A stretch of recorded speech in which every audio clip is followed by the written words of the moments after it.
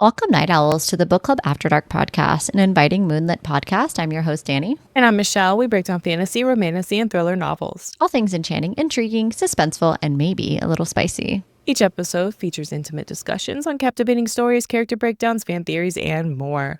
And this is your content warning. This podcast contains mature themes and discussions that may not be suitable for all audiences.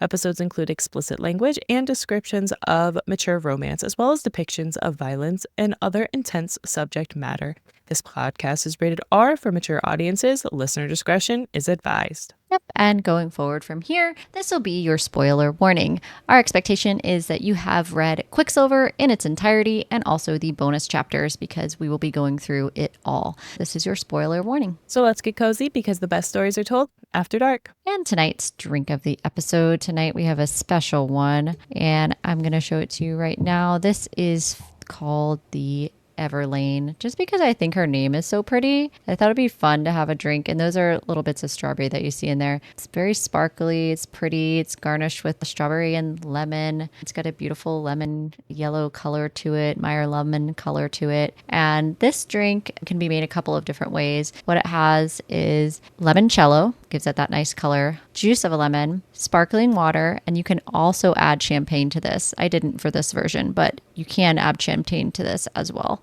So I thought for Everlayne, to me, she's such a bubbly princess girly girl type that I thought, like, with her long yellow hair and just like her whole flowy girly girl personality, I was like, she deserves a sparkly fun drink, and her name is so pretty that I was like, we'll call this the Everlayne. So cheers for Everlayne. Cheers. Who we don't see much more of after these chapters. We kind of break away from her from here, and we don't see her reappear again until towards the end of the book, and it's very brief. So to Everlayne, and maybe seeing more of her in book 2, Brimstone. I love the glitter, and yeah, it's a beautiful drink and definitely does embody her. It's really refreshing, light. It's a perfect spring drink. I thought it would be good in time for Easter and spring in general. Just a fun, light drink. So cheers. Enjoy. Let's immerse ourselves back into Yuvelia. This episode, we're going to be exploring a deep dive exploration of chapters 11 through 15, picking up where we left off. This is going to be Quicksilver by Callie Hart. So whether you're reading along with us or just here for the book talk, we are glad that you're here. Chapter 11 is titled Swallow. So Everlayne assists Saeris getting dressed by tying her corset as tight as possible. Saeris wants to wear pants, but Everlayne insists she's too pretty for pants. You know, she has to be done up. She has to wear the dresses and, you know, all the frilly lace and the sparkles, and because that's what proper etiquette entails.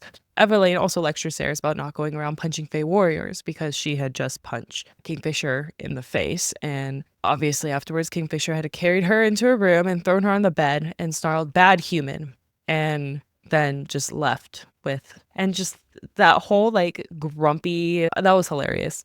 And Everlayne also is just like, well, my relationship with Kingfisher is complicated. And she really goes into the details of that. I like getting the backstories. As we're going through things with Sarah's perspective, obviously, there are a lot of questions. But with Everlayne, she gives us a lot of history. Specifically, she kind of gives like girl talk tea time. And Everlayne's mother was married to a southern lord, which is Finran. Before she married Bellicon, she had Fisher with her first husband. When Fisher was 10, the king sent his father on a mission to Zilvarin.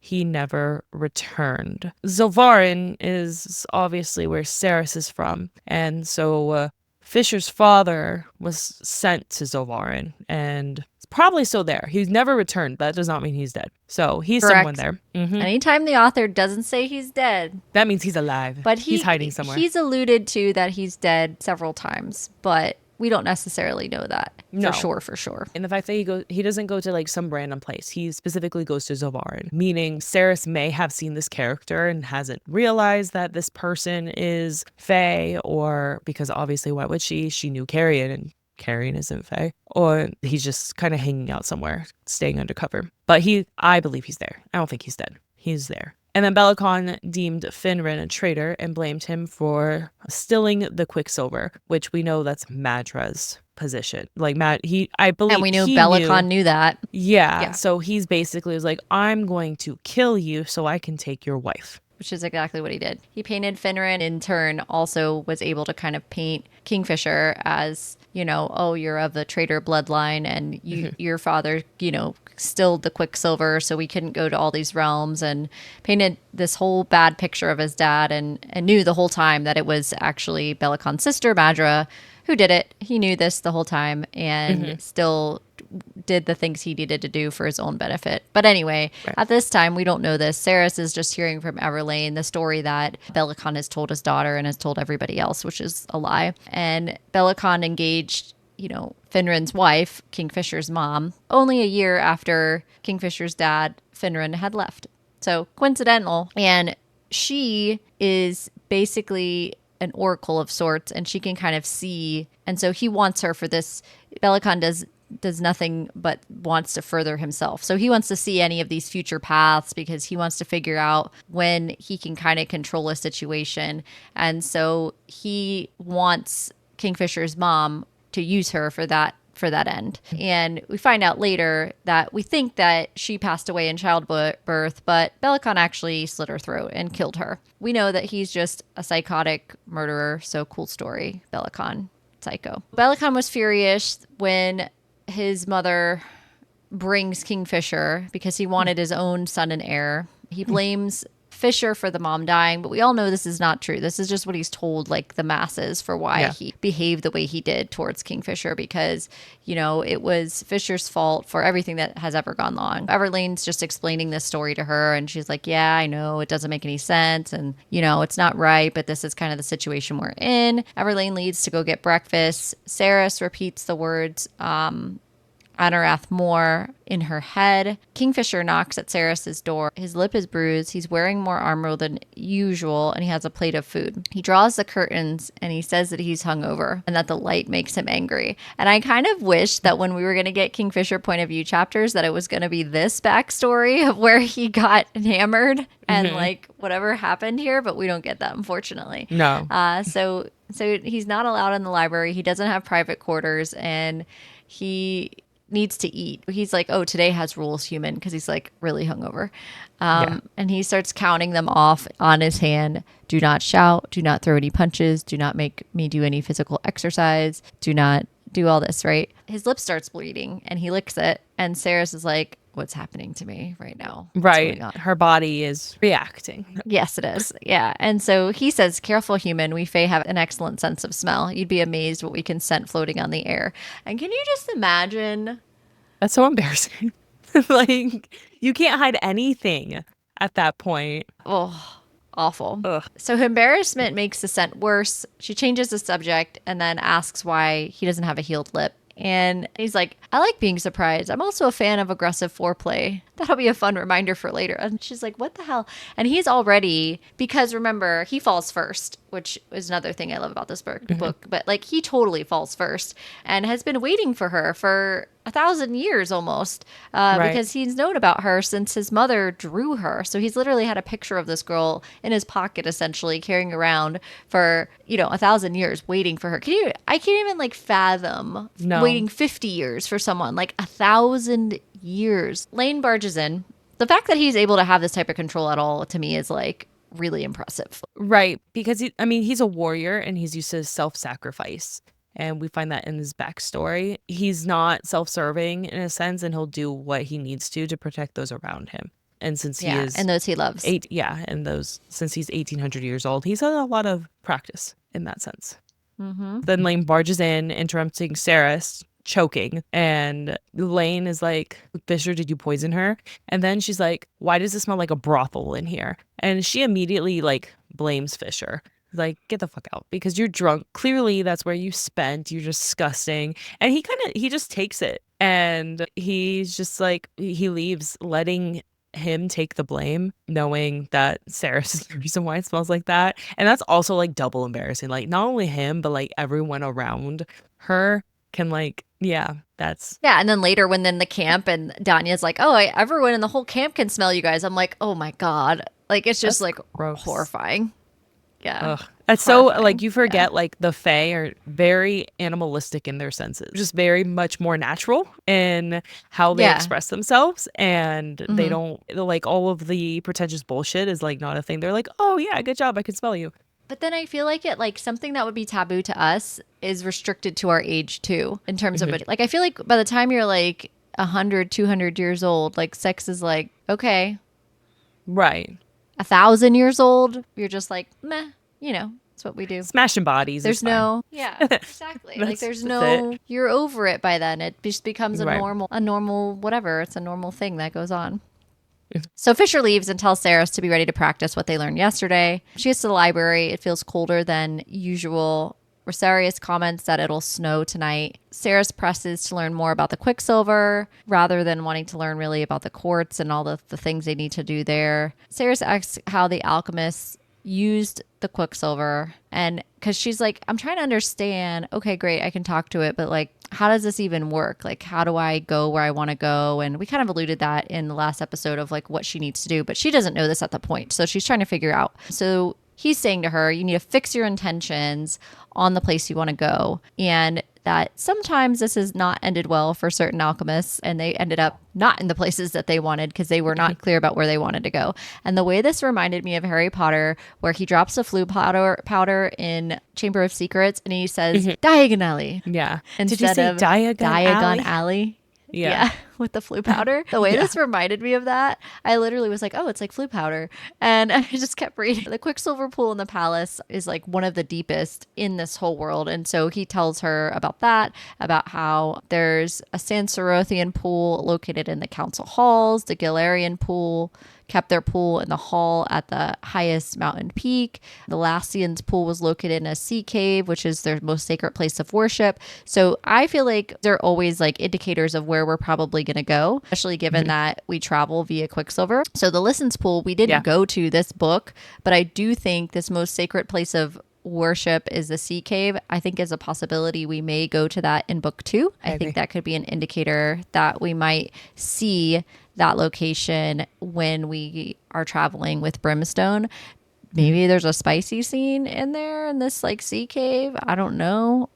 Maybe not at all because that Of could be course like you would think horribly that. offensive. I mean, they're in an inn, one bed. Is this like in a cave, one bed? I don't know. I'm just A saying. bed in an I underwater sea think cave? That sounds dank. Like, that doesn't sound fun. it could be a resort. I'm just saying. Chapter 12 is titled Fox, and if you're like reading the book, it has little footprints. Mm. I don't know if the Kindle version has that, but in the tangible book, it has little I did footprints that not are see really that in the cute. Kindle version. No. Okay.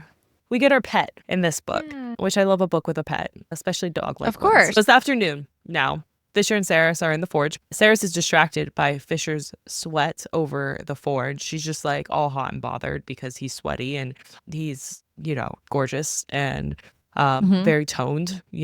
And Fisher comments how easily Saeris and humans lie as they aren't bound to the same laws as the oath-bound Fae. He's like, stop staring. And she's like, I wasn't staring.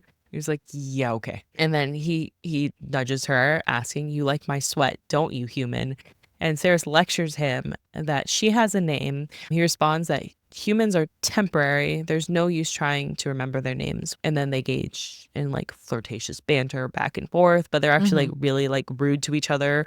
If you are listening to the audiobook, you hear like the deepening of the voice and like, the voice actors just make the tension greater with these characters. Yeah. So, Because she's like, yeah. call me Saeris or nothing at all. And he's like, okay, nothing at all. And you're like, wow. How old are we? Hmm.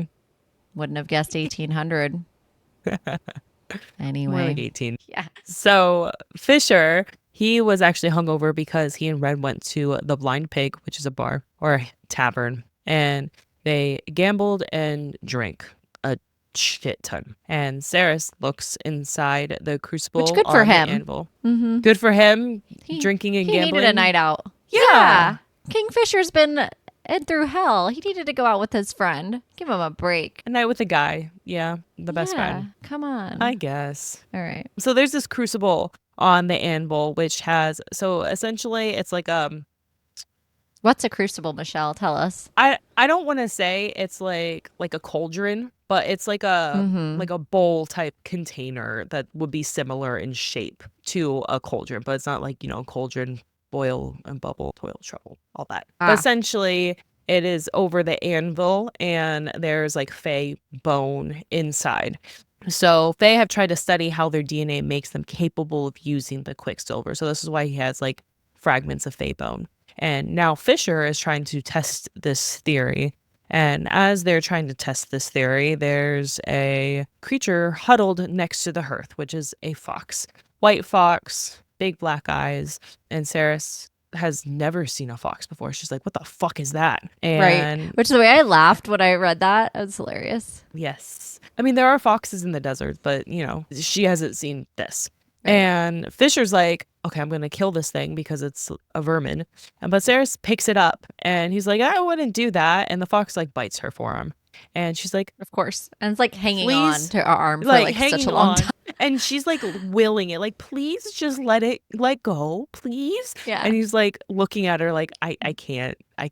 And Fisher's like, it's a disease-ridden pest. Can we please like get rid of this? And Fisher says the fox would make a great hat. And both Saeris and the fox growled, which since they now have a common enemy, the fox let go and then hides under her skirts because she's wearing like the dress. And now she has her little bestie. Mhm. And there's just like this argument, like Fisher's like, get rid of it. Go, you need to get rid of it. And she's like, no, I'm gonna keep it. And then Fisher flicks his wrist. She's wearing a dress and she hates the dress. And she comments how she hates the dress. And Fisher is just like, okay. And basically unclothes her and reclothes her. She now wears a tunic and there are many pockets. And the fact that your girl was happy about many pockets is a true thing. We love our pockets. And then she has a weapon, a knife strapped to her thigh. She obviously feels more comfortable and is happy than wearing the billowy skirts. Yep. So, of course, Fisher then strips his shirt, which we all knew would Why happen. not? And his shirt I'm has here for it swirling in the black show. ink. Who isn't? Yeah. But also, like, this is important because this is her first time that she starts to understand his tattoos move. And she starts to see some of his magic a little bit more. And so there's a fierce, looking wolf head that's symbolic of what we talked about in episode 1, Lupo Parelia, and another nod to what he has on his chain, right? So she sees that tattoo and other swirling tattoos that are moving. Fisher jokes with Saeris about not knowing how to use this blade. Saeris starts demanding to use the Quicksilver, and it takes Saeris 3 hours to awaken the Quicksilver. The bone bursts into flames as soon as Kingfisher drops the Quicksilver into the crucible. I imagine it as like this big thing, and then there's a really hot piece where everything's melting in this crucible, and that's like the crucible piece. So she drops it in there, and this becomes relevant in a few minutes because she almost burns the shit out of herself later. And Saeris asks if she could look at the pendant and hold it, and if there was another element that was bonded to it when she might be able to like feel it. And Saeris observes Kingfisher and remarks in her mind that he's the most beautiful thing she's ever seen, which to me, when I read the book the first time, I was like, they're mated, because I remember that from other books where there are mates, but I knew that there were mates in this book. So that was my indicator that they were definitely mated, because usually anytime the person is like, they're the most beautiful thing I've ever seen, beauty's in the eye of the beholder, that whole type of thing with the trope, it's an indicator that she's starting not to figure out anything because she has no clue that there even are fated mates at this point. But obviously she's very interested. There's been other indicators of a little bits of spice even in previous episodes. So, and this one opens up with a good deal of it too. So, but this is her first, like, in her mind's eye saying like, he's the most beautiful thing I've ever seen. Right. Kingfisher baits her to come and get the pendant and says to her, if you want it, then you need to come get it. Of course, this is where she takes advantage of the situation. It is a very tense scene, but it also, like, she totally takes advantage of him in this situation as well. And he allows it to happen. And I do wish we had a point of view chapter from his, because he says that he knew what she was doing, but like, did he? I would like to know if he actually did. Yeah. So he's radiating energy, heat, smoke, power itself. She can feel all this coming after him. The pendant is rectangular. It's like an inch long. The crest has 2 crossed swords wrapped in thin vines. They're very close. Fisher asks what Saeris knows about Fey anatomy. Of course, nothing. So he explains it to her. He's like, well, let me educate you while we're here. May as well, right? Similar on a surface level, but they possess a few organs that humans do not. Which I want to know what information on that. Right. Yeah. What organs? What other organs? Are they a appendages, or are they, do we have a second heart? Do we Can we like breathe have like an underwater? appendix also? Or I mean, because we've got bonus organs too that we're not using, but I yeah, just want like to the know appendix. what, yeah, and Yeah, spleen. I need to know.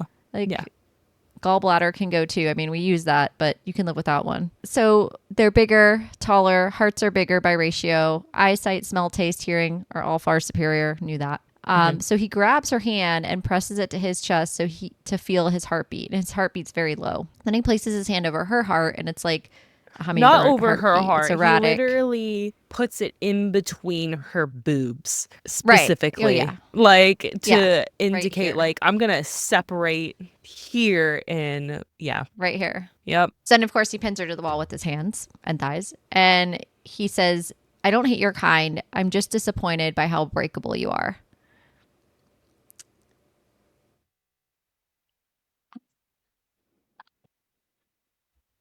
And then you can I don't read know if the I can rest. finish this quote, girl. That Why did he you put this just, quote in here? because it was an important one. Basically, Kingfisher wants to do Did very highlight rough this quote as things. well. Wants to do very rough things to Saeris and is worried that she would not survive the events. So that is essentially what he's alluding. So, right. So, this is foreshadowing, of course, because he's saying the way I would want to sleep with you, I can't. And if I'm imagine fucking you right now, I doubt you'd survive it, right? Well, guess what? Book 2 in Brimstone, we got a brand new Saeris. And guess what? She got, cleaned out by Madra or whatever and couldn't have kids.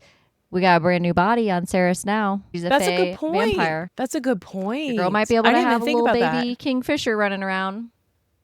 Kingfisher. So I'm very curious. Little baby Kingfisher might be able to run around. So I'm very curious how this all plays out because even though in this moment it's been highlighted tons of times, right? I couldn't say the sentence before. I'm going to try and say it again because I was not prepared for this. I was reading through what Michelle had scripted and didn't realize she put the whole quote. So I was not prepared to say the whole quote. We will try again. Now that I know that I'm going to say the whole quote, I am least mentally prepared for that. Kingfisher says, I don't hate your kind. I'm just disappointed by how breakable you are. If I held you down and effed you the way that I imagine effing you right now, I doubt you'd survive it. I'm trying not to get deleted from YouTube. Callie Hart has written multiple dark romance books and is no stranger to writing some good, steamy, spicy romance. And we definitely get that here with this banter. We have a great moment between Kingfisher and Sarah. And you really feel the tension between the two of them where you can still understand that he is not human because she talks about how he sits inhumanely still. He's not breathing. He doesn't twitch. He's like holding complete still. And I have to imagine if I was reading this from his point of view, he is physically restraining himself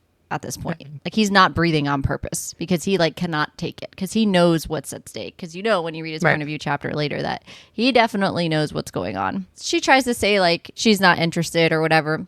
We all know the truth, please. Okay, girl. And he could smell it too. He even just said that. The whole like we all know. I don't know who you're trying to fool. So she argues, he counters, they get this back and forth. She tries to punch him again, but he catches her wrist this time. He presses on again about how much, he knows that she wants him. He baits her to kiss him and he won't move a muscle. So she complies and everything disappears as they kiss. Now I'm wondering, is he filling the room with shadows at this point? Or is she just so immersed in it? Right. I wonder if it could be a both type thing because it's saying everything disappears. Like I'm just focused on you and our kiss, and like he's kind of like having a release in power because he's actually like leaning into the kiss. Like he's not restraining himself as much as he was. And like as she's kissing, she's like, I hate him, but I want him. And then now she's like straddling him. And then, she's also like, so as she's baiting, this is where she's stealing a ring also off his hand, right? That he's plans on using to escape the Quicksilver. But she's like straddling him and like, he's just like, careful, if you go any further, I don't, my control might slip at this point in time. And then she darts to the other side of the room. Like puts as much distance between them as humanly possible. And she tells him to leave and have Renfis escort her to her rooms. And he tells her to get the bite looked at and like dematerializes. The fact that he like just kind of fades into the shadows is kind of badass. He's just like, I'm just gonna peace out. The amount of times I would love to just do that, like in like awkward meetings. Like, I'm just gonna, Every day, I'll quite be literally. back later. And chapter 13, which is titled Duress. I think in Fourth Wing, it was a while before we had anything happen between Xaden and Violet. But chapter 12, that's pretty soon that something Yeah, it goes gets down in pretty, this book. It gets pretty and spicy pretty quick. yes, I believe it's before chapter 20 that you get like a full on like spice scene too. So it's pretty quick. It's And not a Callie slow Hart burn. knows what she's writing. Hmm. Definitely not. Oh, and the voice actors know what they're doing too. Let me tell They know you. what they're doing. Yes, they do. They are professionals for a reason. So, chapter 13, Duress. Saeris runs from Kingfisher. This is when she's trying to futilely escape. I'm like, girl, what are we even, where are we trying to go? I'm just like, I'm trying to figure out what exactly she's trying to do here, but okay. Saeris runs from Kingfisher with packed bag of essentials, what she thinks she needs, which can't really be much anyway. And Onyx, because naturally let's run with a fox in our bag. Right. So he's constantly freaking out because he's being tossed around the bag, and she runs through the halls. She goes down 15 floors. She just like keeps going, keeps going, keeps going. She wishes she had Rosarius and Lane to show her where the Quicksilver was located, because she's like, well, now that I know how to hear the Quicksilver and find it, I'm going to go to the pool and I'm going to piece out of here, right? And she thinks that she has this relic, the ring. She could feel the Quicksilver tugging at her, and it wanted to be awake. She keeps going, she keeps going, she keeps going. She follows it down to this tunnel, guarded by 3 guards. She asks herself what she and Onyx will do, and the Quicksilver speaks to her, saying that there's another way. So Saeris is conflicted because there's time to abandon her escape and go back to her room. Like, what should she do? But she decides to follow the Quicksilver through the series of halls and tunnels. She ends up in this ceilinged cave type of thing, I guess you could call it. It's in the basement of basements, the lowest of low basements of this castle. There's torches along the walls. There's ancient statues of Fae that are 20 feet tall, and this massive pool of Quicksilver is beckoning to Saeris now. 40 feet wide, 15 feet across. 40 feet wide, 15 feet across. Yeah. I mean, it's a gigantic pool. It's a reflective surface of a mirror, but the pool is awake and it keeps calling to her. The voices of the Quicksilver are insistent, and they intensify as she gets closer to the pool. So she reaches out and she asks the pool to wake. Pool turns to a shimmering liquid. So how I imagine this is it's kind of like flat as a mirror. Yeah. And it starts to kind of like ripple. Yeah. So that's how I'm imagining it. And this is why this series is going to make such a good Netflix movie, or a movie in general, anything on screen, because there's so many visual elements to this book that make it a great film. Very few conversations between these characters happen in their head. Vast majority of this book, which can't be said for like a lot of ACOTAR, can't be said for even for Fourth Wing, which is going to be still great on screen, but there's a lot of dialogue that happens between Xaden and Violet where they're just going to be talking in their heads to each other, and the squad's going to be like, what's going on here? Yeah. Or with the dragons they don't and how they talk. But right. Yeah. But they'll be able to voice over a lot of the conversations, and it'll still be great. But this is one scene too that I thought was like going to be visually stunning, and the way that they do this has to work out really well. And the Quicksilver alone is visually stunning by itself, so it should look beautiful when they go to put it in film. She's about to step into the pool. Kingfisher comes out of nowhere and stops her with his shadows. It's just like, and Kingfisher's fury unsettles the Quicksilver. He drags her. He's like, the fuck are you doing? She's like, I want to go home. Fisher calls her a thief because she's wearing the ring, and that she's a liar, right? But she's like, the ring is going to protect me from the Quicksilver. And then Fisher tells her like, yeah, that's actually not a relic. I just like told that to Everlayne to make her feel better. He says he can move between the pathways because he's stronger than her as Fae, but he's also spent several hundred years forging barriers and wards around his mind, which reminds me of the gate when he was talking about iron. In his mind, like we learn about how he's gotten used to over time, whereas Renfis hadn't exposure to iron. And so it's kind of a similar thing. He's able to kind of engage with the Quicksilver because it's literally in him of his body, and he's worked with it for so long. Whereas Saeris's mind would have splintered immediately if she stepped into the pool. She'd be shattered. Yeah. Kingfisher emphasizes that she will remain and make relics, or Bellicon will punish her. She was like, I would rather die. Like, I would rather die than stay here. He agrees ultimately then to go into the Quicksilver and retrieve one human. He only has one relic to protect the human, and he is not going twice in a day. And she's just like, well, can I have two? Because I need an Elroy. And he's like, what the hell's an Elroy? Like, no, you get one. Like, we're Yeah, not you bartering get one here. person. She decides, like, okay, Hayden, I need my brother Hayden. And they actually have a blood oath that they make. So he goes and tries to get her brother, and she must help and assist Fisher in any way she can. The broad constraints of this blood oath, she doesn't know any better because She doesn't know what a blood oath is. right. He mentions that humans' words don't really mean anything. This is, they lie to get what they want, manipulate. So she's just like, whatever. I want my brother. Bring me my brother. And he's going to be using Saeris' blood since they're full siblings. And he's like, even like, are you sure you're like full siblings too? Which also leads to the question, to your point, is are they actually full siblings here? So he goes into the Quicksilver and tells her to close the gate when he goes through and then wait an hour to activate it again. And he threatens that if she traps him, he will lay waste to the Silver City. So, yes. And it took 4 attempts to steal the pool. She had no concept of time in the tunnel, so she just kind of waited. The fox fell asleep, and she decides to name the fox Onyx due to his eye color, which is complete black. And then an explosion of black smoke bursts out of the pool. Kingfisher was waiting in the pool. However, he didn't bring Hayden. He brought Carrion back. Right. And I thought it was funny, too, that the whole time this dialogue is going on, he's saying, just a reminder, I'm hungover. Like, I can't with you right now. Of all the days. Seriously. We had rules for the day, and you broke those rules. I had to come chase you down here. I'm already, like, I'm winded. I said no physical. But he's literally no physical like, exertion. Please. Yeah. Like, no physical exertion. I'm hungover. Like, how many? Come on. But at the same time, I get Saeris because from her perspective, she's like, God, I get to this is finally, I've been waiting. I don't know if any of my family's alive. I have no idea what's going on with them. I can't trust any of these people. Cool. I, want to bang the Fae guy. Great. But also, like, I need to get the fuck out of here.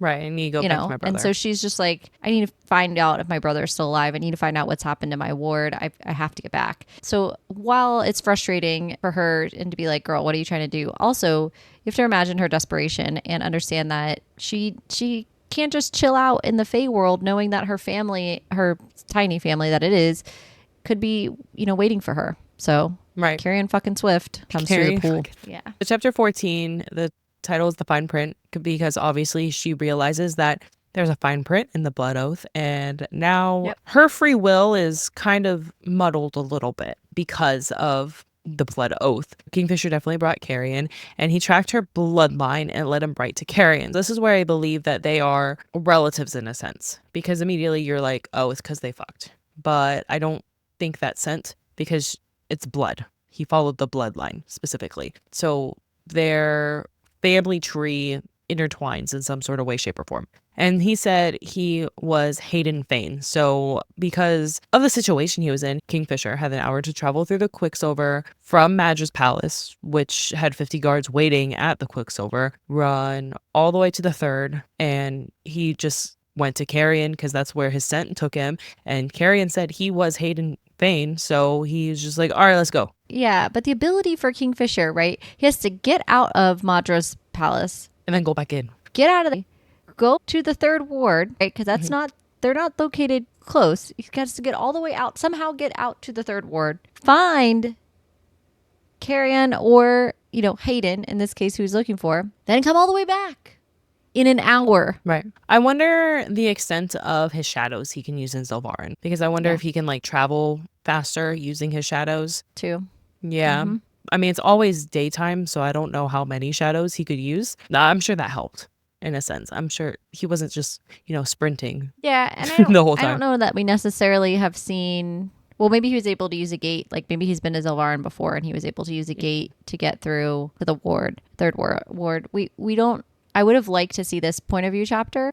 I think that would have been very interesting to see the dialogue that they had whenever he actually got him and brought him back. Like, I would love to read that as a bonus chapter because I'm sure it was absolute fucking chaos. Mhm. But he expresses what happened, and he's just like, look, it's what it is, you know. And he does say I that brought same you a point. human. Yeah, and he's like, his blood said he was Hayden. That's a really odd line to mention, and I think you're totally right. But I really hope that if they are related, that it's like, well, clearly it would be very far apart anyway, because Carrion's extremely old. He mentions he was in a hurry. Of course, when he comes back, iron-tipped arrows and 50 of Madra's guards are waiting for him because they're waiting for Faye, and they know that Faye can't have iron. We learned this, of course, in the Gate bonus chapters, but also it's identified here multiple times because the Iron Gate door is what held Kingfisher in while he didn't have his relic for 10 days while Saeris was recovering.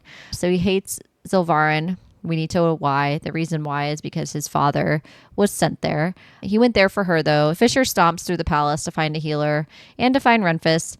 He dumps Carrion down and commands Saeris to stay. He couldn't find Ren, so he leaves a note, but found a healer. When Fisher moves to leave, he has to tell Saeris to come. Keep up, you can speak again, but no complaining. And so he's literally just like using the blood oath, to like command her, so she's like she's fucking not pissed, annoyed or annoying to him. He's like, no more complaining at this point. You already broke all the rules for the day. But I'm hungover, remember? They continue down the stairs until they get to the stables, and Saeris like refused to get on a horse. She's like, absolutely the fuck not. Like, and I'm thinking like, it's a horse. This is a common creature, but apparently Saeris and horses do not mix. And Fisher's like, get over it. And then he emphasizes the details of the blood oath and tells her to find a horse and saddle up before Bellicon knows what they are up to. So at first Saeris is hesitant, like, I'm about to peace out. Right. But then she felt her first snow, and then she's like, this place is nice. Water was a luxury in Zilvarin, and because she had to live in a constant drought. So the fact that she feels her first snow, she has seen her first night, the clouds part enough to see the sky and the stars, and she's like, what are those? And, you know, Fisher's like, those are stars. There are billions of them, and their sun's like the one in Zilvarin. So I believe it was either the overview episode or the first deep dive episode, you talked about how traveling through the Quicksilver doesn't just travel within the world, but because of this reference here to the suns, like in Zilvarin, that is a whole other planet. That is a whole other complete realm solar system. They're not just bouncing around in the same globe. Which is crazy, meaning so this world on can vastly expand any way that Callie Hart wants it to expand. It can just keep growing and growing. Yeah, because the Winter Palace is literally in a different planet than Zilvarin. Right. So, but all of the Velia is the same area. Right. And the Quicksilver closes that's why it's not on the map. With it. Right. That's exactly it. To be clear. So he states the Quicksilver closes the gap with it. We can travel to the realms that orbit those stars. So again, just making the world smaller through Quicksilver travel. Right. And Fisher helps her onto the horse, and it's a smaller chestnut horse, probably smaller because she's smaller, and it immediately tries to bite her, and he like kind of has to like hold her in position to get her position properly and like command her how to move so she can at least sit properly. The horse is Ada, and it will follow without Saeris' guidance. Please do not pull on the reins. Do not touch anything. Don't touch anything. It will follow me. Just sit there. That's all you have to do. Saeris demanded for her bag because Onyx is there, and Fisher argues. First is like, what's an Onyx? And then he's like, that's a wild animal. It should be let go. I'm not going to go back and get it. He's just like, okay, fine. He gives her the bag. Carrion is strapped to Fisher's horse. I'm assuming is like draped over the back, essentially. Yeah, that's what I thought.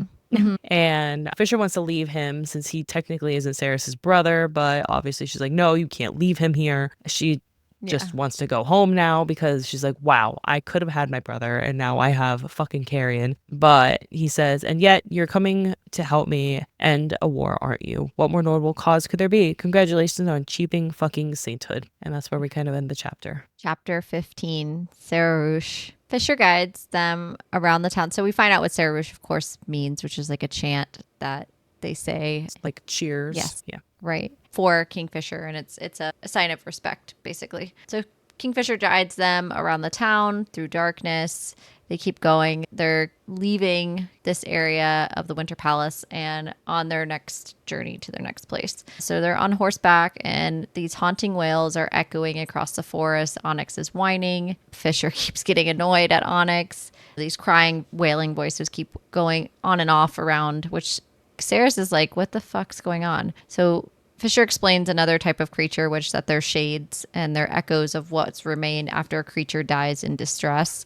But they are not aware of you, meaning they're not sentient. They are just reliving their last moments over and over again, which is terrifying. But yeah, that would be awful. But these are awful creatures. They're not good. Right. Yes. So he explains that as well, that this was a prison and only those guilty of heinous crimes are sent here, and that he can give her his gift of sight if she so wants, which is, again, another nod to his ability and his power. He can literally show her what he can see, which is crazy. But she's like, nah, I'm good. I'll take your word for it, which I don't blame you, girl. I probably would have done the same. Fisher says they'll go to camp if they trot, if they can get there faster if they trot. Saeris is like, no, my vagina's on fire, which is not what she says, but is basically what she alludes to. Then he's like, oh, my kisses have healing properties, especially when administered between thighs. It's like funny how that works. So banter continues between them. She comes back with another witty thing of her own, saying that she's surprised because the last time that he got close that she was able to steal his ring. So he must not be super aware of what's going on. You know, she's trying to keep insulting him and getting this going. And he's like, yeah, I already knew what you were going to do. So cool. She brought a bag of supplies when she was at the forge. And he's like, yeah, I looked into your bag when you weren't looking. So I knew you were going to bolt. It's not like this is new information. I knew what you were up to. That's how I was able to get down there and chase after your dumbass. He doesn't say that, but basically she emphasized that, oh yeah, you were distracted by a human. And he's like, oh yeah, you got jokes. Yeah, no. And she's like, you can't lie. I saw your body reacting. And he's like, oh, my hands have a mind of their own. So this kind of goes back to what I was alluding to before, is like, he knows about the bond. He knows who she is. She has no idea. And just the torment that he continues to put himself through. He just like always is trying to fall on his own damn sword. So they keep moving through the forest. On and on they go. As they're moving to the forest, I just want to point out the map because we're in Novelia. So we kind of have locations where we are. So we're moving from the Winter Palace and we're going east into the Wicker Woods. And they're following that until they come across a road. The road isn't mapped, but essentially as they come to the road, they arrive at a rundown 2-story building at the bank of Wide Frozen River, which is the Darn, essentially. They're not in Callish, so this is kind of where there's a gate here, and that's going to bring them to Callish, but we're still north and we're moving more east. This is why I like maps. We know exactly where we are and how we're getting there. Right. Very good point. They're stopping to let Rumpus catch up. So the stable hand offers 4 krona for Onyx. And then he offers to buy Carrion as well. And she's like, no, he's not. Kingfisher's like, yeah, he's not for sale. But he's like, just put him in the stable, cover him with hay and a blanket. And, I'll kill you if anything happens to him. He'll be fine. And so he's like, oh, sir, nothing's going to happen to him, right? They enter the tavern, and Saeris is surprised by a variety of creatures in the tavern. There's a bunch of different creatures here, which we may have to do another guide. I'm feeling another guide coming on where we can show you guys some of these creatures. So there's all these different creatures that are out there, and there's this like a tree-like one, or the way I thought it was like I Am Groot situation creature, and then there's a creatures with teeth as sharp as needles and slitted amber eyes. Then there's shaggy furred legs, cloven feet with but they're males and they have horns. But creatures, bulbous noses, and so I'm thinking of like the traditional, all the ones that we know of, and maybe some of the Chronicles of Narnia creatures that we see, and all the different types of traditional and fantasy. She wouldn't know what they're called because so she's just describing them, but I think some of them are goblins, or also all these just different things. And there's fairies, and they flit around tugging on Saeris's hair, and they bite her when she tries to swat them away, because Fisher's like, hey, they're pretty smart. Like, you probably shouldn't do that. Right. And then they get really pissy if they're drunk as well. So like, you probably should not swat them away. And they can also speak the common tongue. So be careful. And then she's like, yeah, okay. And then she gets bit. So she should probably listen to Kingfisher every now and again. But anyway, she's stubborn. Kingfisher orders 2 beers and a shot, and he uses the shot to disinfect her wounds to heal her. He's like, give me your hand, because remember, she got bit by Onyx before. And so he's like, you need to get this cleaned. So she scoffs at the pain. In order to heal her, Fisher cares about her well-being, because supposedly the war effort, we know this is also not true. I mean, it is true that's important to the war effort, but that's not the only reason why he doesn't want her to die. Right. Then Fisher's like, hey, go easy on this beer. It's pretty strong. Right. And then he talks about like future plans, right? He's going to take her to Callie, where he was born. Fisher's father saw what Bellicon was planning before he murdered the royal family and stole the crown. He warded his lands so Bellicon and his supporters can't cross into them, because essentially Saeris is like, well, he's just going to find us there. Like, he knows that's where we're going. And Fisher's like, no, it's fine. It's like, he can't enter. As long as Fisher lives, Bellicon can't enter Callie. But Callie is a war zone, so her safety really relies on her staying close to Kingfisher at all times.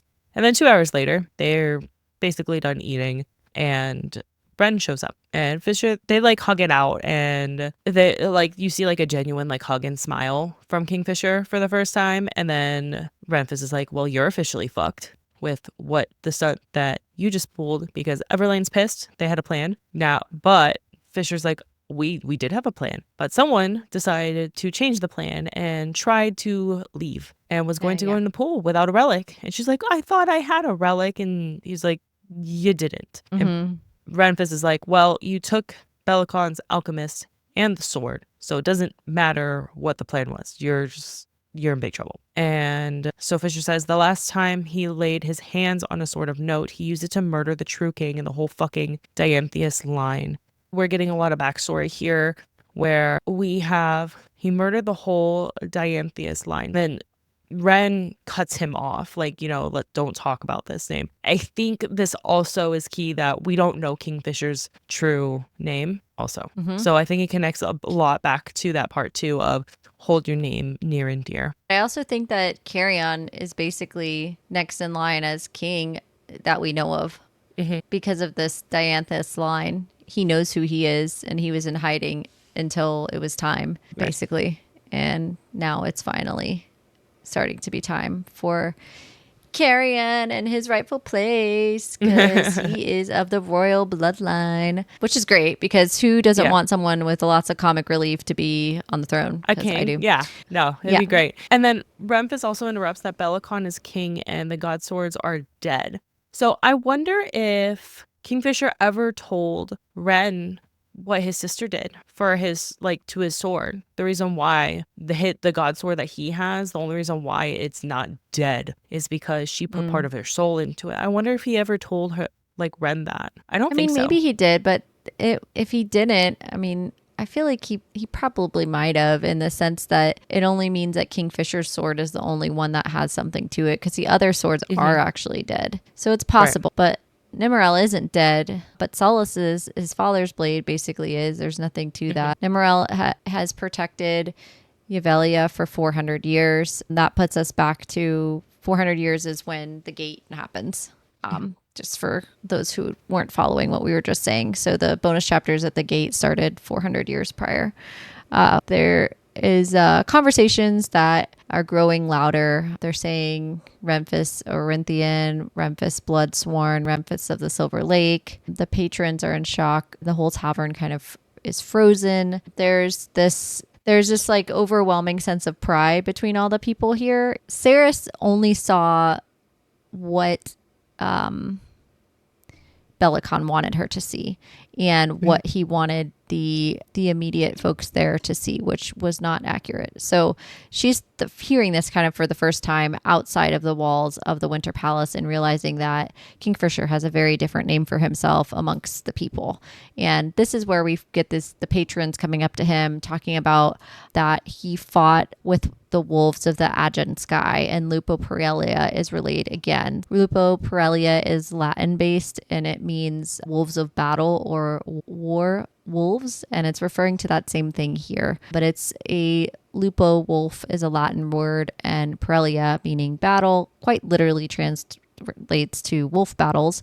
And it means this is why he's got all the wolf insignia that he has from his Lupo Parelia, which is identified with the Agen Gate story in the bonus chapters. He saved Western Anauroch, and on the 5th day, he led the charge up the Blood Run Mountain. Another warrior chimes at Snyder's Reach. He quelled the horde that threatened to burn everything her people built, 50,000 people. They raised a glass in toast to Kingfisher and Wren and Cesar Rouge. And they keep naming all these different things. They saved a bridge at Lothbrock, Torridon Pass, fought Malcolm on the banks of the Darn. And he keeps saying he doesn't know what they're talking about. Kingfisher's like denying all this. And Saeris is like very, very taken back by this. This kind of rocks her whole perception of Kingfisher here. And she says in her own mind, he was a surly, foul-mouthed bastard, but to everyone in the tavern, he was a living god. And so you can see here at the end of this chapter that it really shifts her perspective of him. And yeah, and we can see that the guy we thought, which at the original start of the book, who's basically this monster who did all these horrible things, killed all these people because, right, the reason he was banished for 100 years, she asked him, oh, did you do it? He can't lie. He tells her yes, but we know now that all is not what it appears to be. And that wraps up our chapter. All right, now it's time for mystery Q&A. These questions have not been shared with either of us prior to asking. What is your favorite nickname someone has given you, and how did you get it? My best friend growing up, her mother's from England. She often watched like English-based TV, and there was this soccer movie where the main character's name was Michelle, but they called her Smell for whatever reason. So by that, she just called me Smell all the time, which at first is like, people be like, that's weird, but it's from like a British soccer show. And she started that when we were like in middle school. And that just kind of stuck. Like we're 31 and she still calls me Smell. I don't get a lot of nicknames. Like I'm not much of a nickname person. Some people just call me by my last name, but that's about it. Okay. Yeah. What about you? Gosh. Well, you can shorten my name. It's already shortened as Danny because my full name is Danielle. But I've had my name shortened every which way under the sun. I went by D-E-E for a really long time. In college and stuff like that for a while, I just went by D. I didn't spell it D-E. I just literally used the letter D. And then hilariously, I had a nickname at that time. It wasn't my favorite, but people used to call me D Money. D Money. For a long time. Yes. I have to revive that. D Money. Yeah. No, you don't. But so close friends of mine, it was a joke. And so obviously, yeah, made me laugh. And so, yeah, I had that nickname throughout college and stuff. And there was no other thing to it that it didn't have any other implied meanings or anything like that. It was just somebody at work one day. I used to be a server. I was a server at a large chain restaurant for years. And one of my coworkers had used that name and it just kind of stuck. And yeah, so a lot of people called me that while I worked there. And for years it kind of stuck. And some of my other friends, if I haven't caught up with them in a long time, they may refer to me that way, and it's funny. It still makes me laugh to this day. Yeah, exactly. Funny. Yeah. That. So I figured you didn't know that about me, so I was like, oh, no, probably share that with her. She's probably never heard that, and I didn't know about Smell either, so that's pretty good. Yeah. All right. So, what's in your opinion? What is the worst holiday? Ooh, that's a tough one. And let's do standard holidays that are celebrated, that we celebrate. The big ones? Yeah, we can do the big ones, not the minor, it's Pi Day because it's March 14th, No, yeah, heard. I agree with that. Thank you for that. You think? I would say...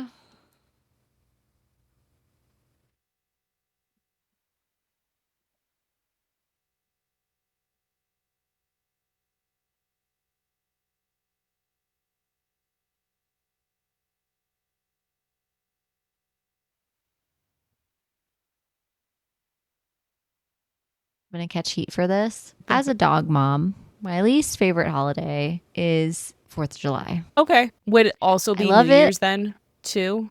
Yes. Any days that have massive amounts of fireworks, I am personally not a fan of. Fair. They allow fireworks here, and so fireworks in the neighborhood and all that. And because they allow the fireworks, normally I would be fine with it. I get it on the day.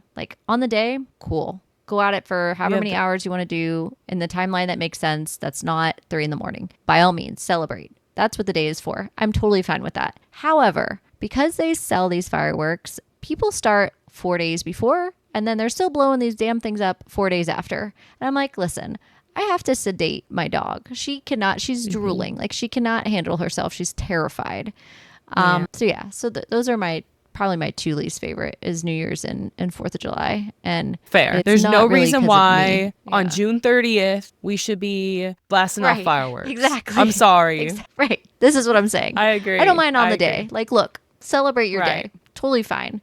But this, like, need to be blowing mortars, like, I can't, I can't with the 4 days Fair. after the 5 days before. Yeah. What about you? So I think Valentine's Day is the stupidest holiday in the world. Wow. Wow. My it's husband a gets a get creed. out of jail free card for that holiday. Nice. It is a Hallmark holiday. It's literally created for consumerism. And I'd like you to tell St. Valentine that. Okay. well, okay, so who of you know that celebrates Valentine's Day, like actually goes through the whole Catholic ritual in the actual praising Saint Valentine? No one. Okay, look.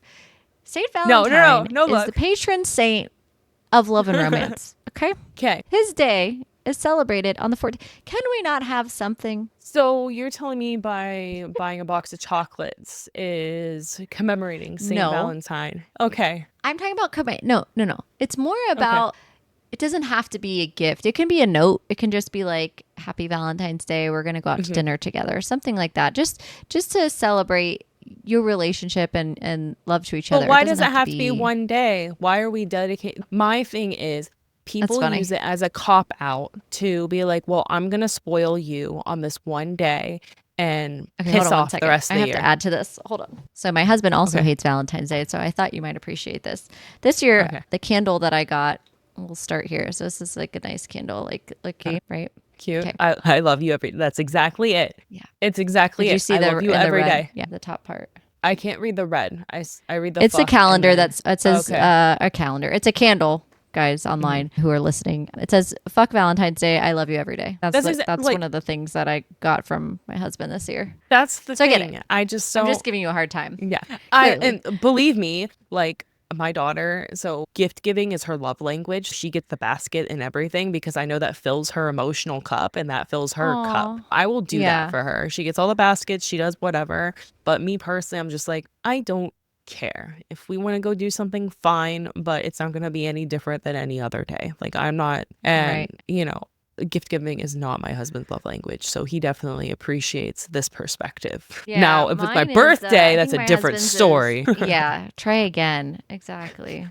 What's on a completely separate note? What's your love language? First, it is words of affirmation, and then secondary would Okay. be gift giving. Okay. Mine is quality time and gift giving. Mm-hmm. I think my husband are words of affirmation. And there's like a physical touch one, right? Mm-hmm. Isn't that the other one? There's like, I don't think it's called that. That's one of those are probably his too. Yeah. But yeah. No, my husband's is acts of service. So Oh yeah. yeah, two completely different ones. So Ours too. All right. No, ours are not the Yeah. same. Quality time works here and there, but I think we both enjoy that, but I think we both have equal parts of other ones as well. Does that make Yeah. sense? Like we're not, Yeah, of I course. don't fit one into a box. Yeah. Yeah. Right. All right. right. So before we wrap up, let's talk about what's coming up next in Book Club After Dark. Next week, we'll dive into our chapters 16 through 20 of Quicksilver by Callie Hart. So hit that subscribe button to hear more of our exciting book talk. And we're looking forward to further dissecting this novel with you. And don't forget, we want to hear from you. If you have thoughts on Quicksilver or suggestions for future reads, drop a comment below or message us on one of our social media platforms at Book Club After Dark Pod. Show us your fan art theories or anything bookish you'd like to share. Yep. And you can visit our website, bookclubafterdark.co, to stay up to date on our cozy content and check out our merch. That's all for tonight. Sleep tight, night owls.